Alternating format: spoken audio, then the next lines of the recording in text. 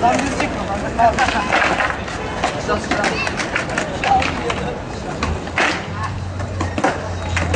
Bak neyse deneyeceğim.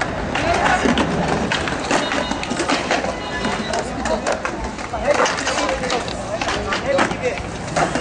Bir yaptığını göremedim. Bu.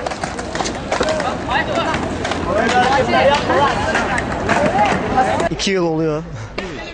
Kırmadım ama yani yarma falan oldu. Ellerimde bugün oldu daha.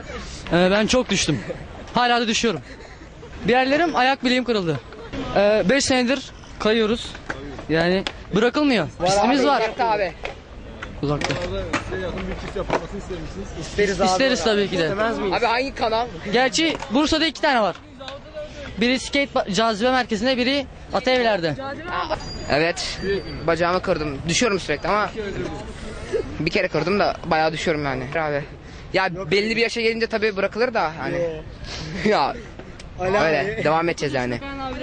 Aynen 30 yaşında kayan abilerimiz var. Aynen zabıta geliyor, kovuyor bizi falan. Yapılmış galiba ama açılmadı daha yani.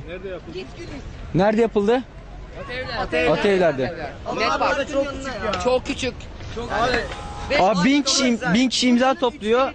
En fazla yani 150 kişilik falan yapılıyor. 1000 kişiyle. O kadar bile değil.